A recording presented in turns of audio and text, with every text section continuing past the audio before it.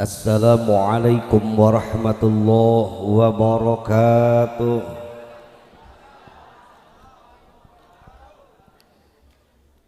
Alhamdulillahilladzi asra bi'abdihi laylam minal masjidil haram.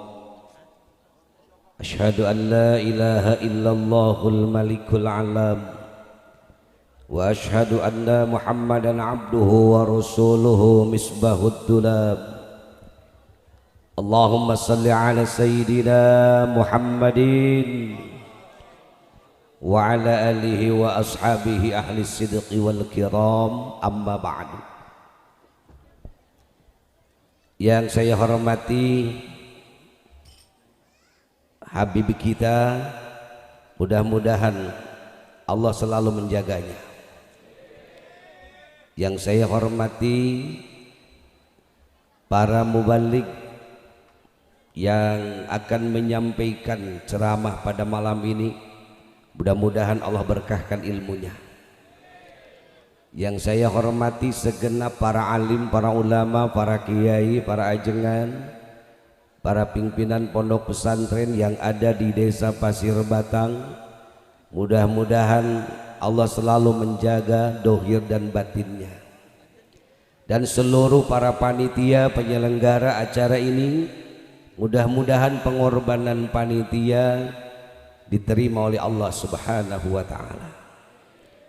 Hadirin, kita langsung pada materi pengajian. Barusan kita telah diberikan motivasi yang begitu luar biasa dari mubalik kita Kang Yan. Mudah-mudahan beliau tambah berkah ilmunya, soleh keturunannya. Maka pada season yang kedua kita akan mencoba untuk membahas Isra Mi'raj dari sudut pandang yang lain. Hadirin, ada 4 pesan yang bisa kita ambil dari perjalanan Isra Mi'raj baginda Rasul. Yang pertama,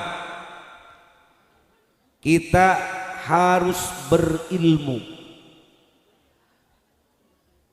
Sejarah yang begitu luar biasa, tanpa ilmu tidak akan terpecahkan rahasianya.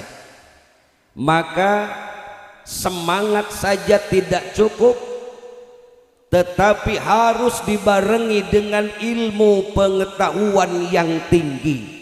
Maka generasi muda Islam, mau tidak mau kalian harus terus belajar, terus menuntut ilmu.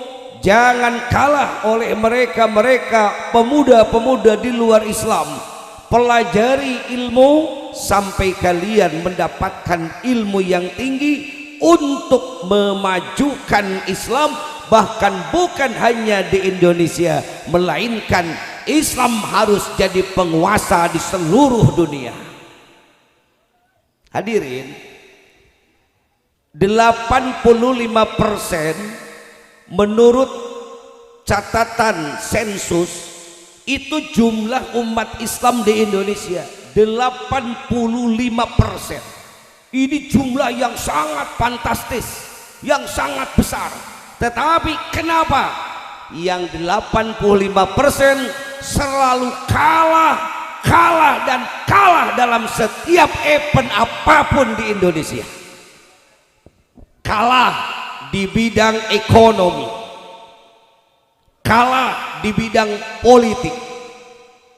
Coba ketika terjadi bentrok antara agama Islam dengan agama di luar Islam, pasti yang disalahkan adalah orang yang memeluk agama Islam. Padahal kita mayoritas. Kenapa kita yang selalu disalahkan? Ini kekalahan yang pertama.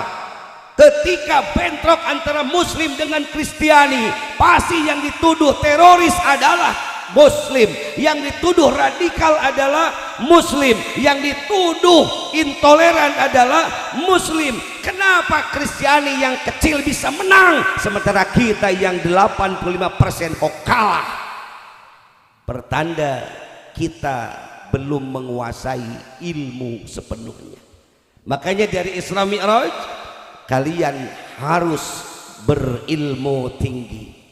Semangat saja nggak cukup, semangat saja nggak cukup, tapi keilmuan jangan pernah dilupakan.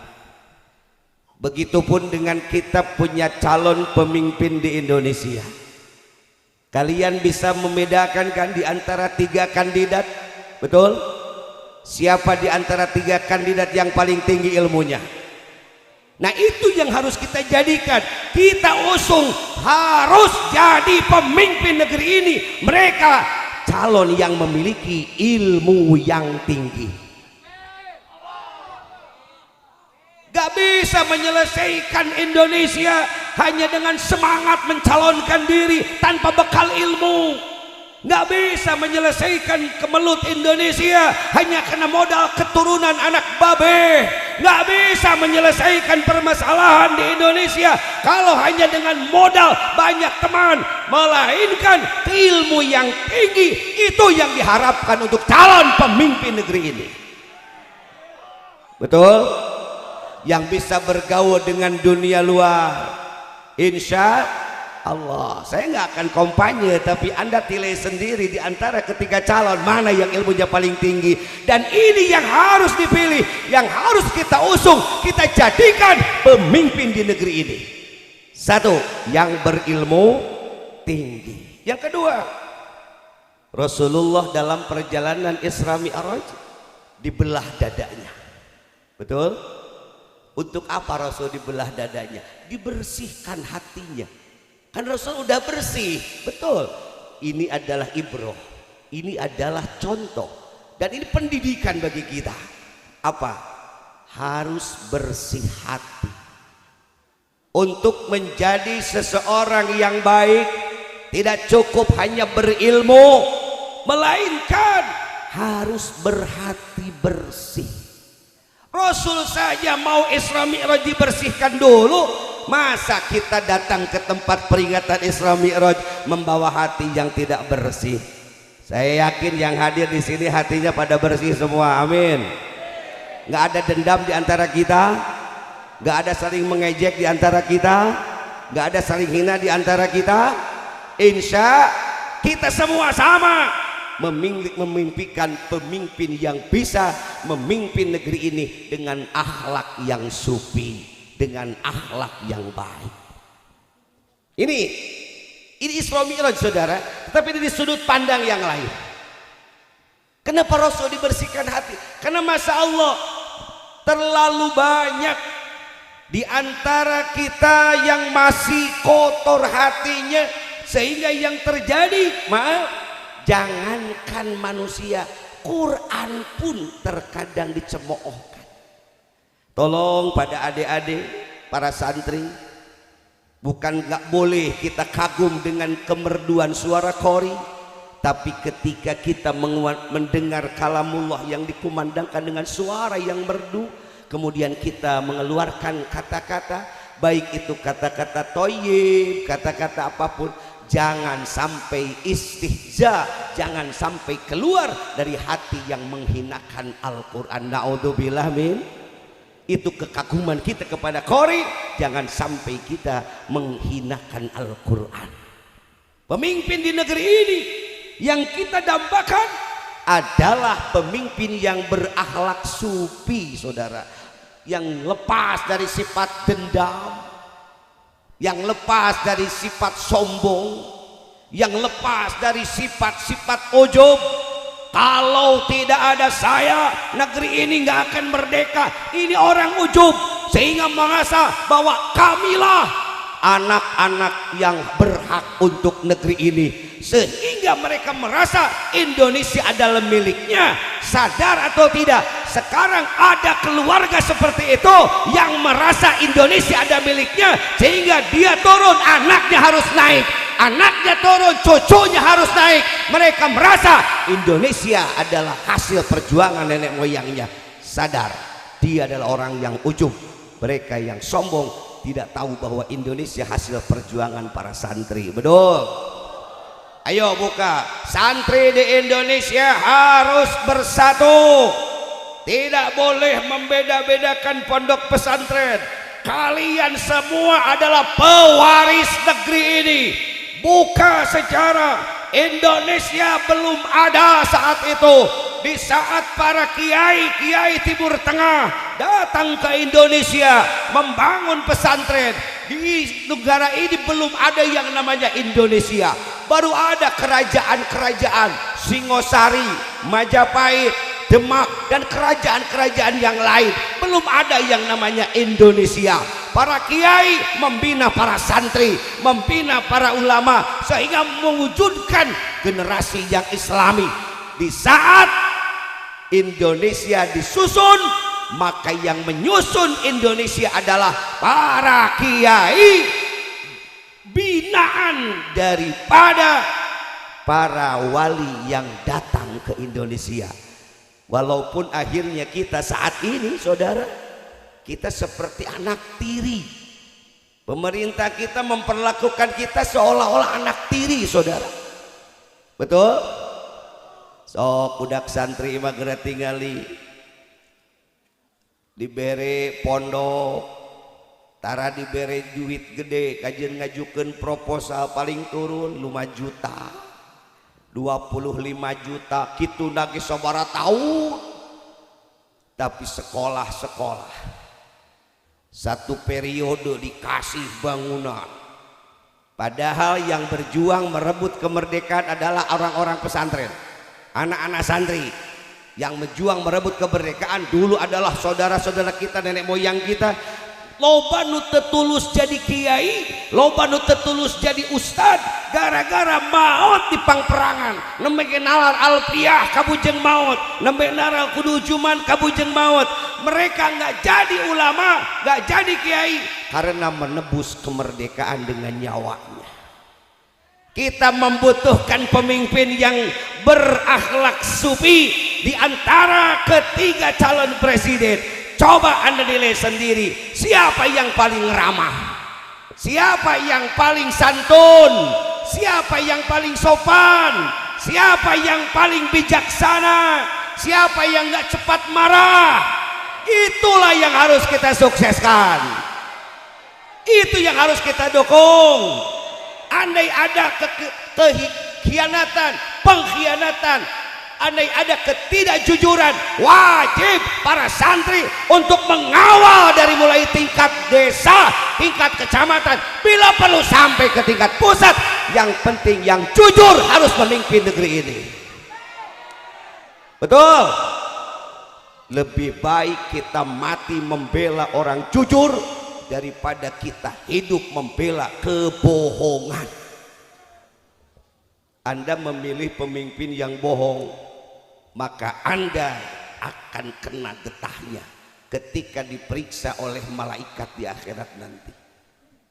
Siapa yang akan pertama kali masuk neraka? Pemimpin dolim. Ketika pemimpin dolim dimasukkan neraka, apa kata pemimpin? Tunggu wahai malaikat, aku tidak mau masuk neraka sendirian. Lalu apa maumu? Aku ingin masuk neraka bersama orang yang sudah memilih aku menjadi pemimpin. Sudah tahu aku tukang bohong, kenapa dipilih? Maka aku tidak mau ke neraka sendirian. Aku ingin semua pengikut saya, pemilih saya, yang mencoblos saya, rame-rame masuk neraka. Makanya lebih baik membela jujur walaupun kalah daripada membela kebohongan walaupun harus menang. Siap Anda membela kejujuran? Ini yang kita dambakan. Yang kedua, yang ketiga, dari Isra Mi'raj kita melihat bagaimana Nabi menembus alam nasut, alam malakut, jabarut. Bahkan ketika melewati langit ketujuh, apa kata Jibril? Wahai Muhammad, hanya sampai di sini aku menemanimu. Kau tempuh perjalanan sendiri, Kenapa Jibril kok tidak menemani aku? Karena Allah tidak mengizinkanku untuk terus mengawalmu sampai ke Rob Sidratil Muntaha. Aku akan hancur lebur karena Allah nggak mengizinkan. Baiklah, aku yang akan berangkat sendiri. Ini yang butuh pemimpin yang mandiri, tidak tergantung kepada bantuan orang lain. Dari hikmah Isra Mi'raj yang ketiga, kita harus sukseskan di antara ketiga pemimpin, calon pemimpin, mana di antara ketiga pemimpin yang paling mandiri, yang tidak banyak hutang ke luar negeri, itu namanya pemimpin mandiri, yang bisa membangun negeri dengan bersih dan prestasi dan tidak ketergantungan kepada negara manapun. Percuma bisa bagi-bagi BLT kalau hasil daripada ngutang ke negara orang. Betul? Anda tahu siapa yang mandiri? Siapa yang mandiri? Luar biasa. Anda sendiri yang menyebut pemimpin yang pertama yang berilmu tinggi. Siapa yang berilmu tinggi? Yang kedua yang berakhlak sufi. Siapa yang paling ramah? Yang ketiga yang bisa hidup mandiri. Siapa yang paling mandiri? Subhanallah. Yang ketiga, yang keempat, pesan daripada Isra Mi'raj adalah pemimpin sejati. Maaf, jangan dulu ke Amin. Kita buka sejarahnya dulu. Kalian tahu kan di Bayanama ketika Rasul sampai ke langit yang keempat bertemu dengan Nabi Musa. Apa kata Nabi Musa? Wahai Muhammad, apa yang Allah perintahkan kepadamu? Aku diperintahkan sholat berapa kali? 50 kali, 50 waktu dalam sehari semalam. Apa kata malaikat, kata Nabi Musa? Kamu harus kembali menghadap Allah. Kenapa? Karena umatmu akan berat. 50 waktu itu berat. Mintalah keringanan kepada Allah. Ini pemimpin sejati, namanya Nabi Muhammad. Padahal bagi dia sholat 50 waktu bukan masalah, karena beliau sholat sehari semalam lebih daripada 100 rakaat.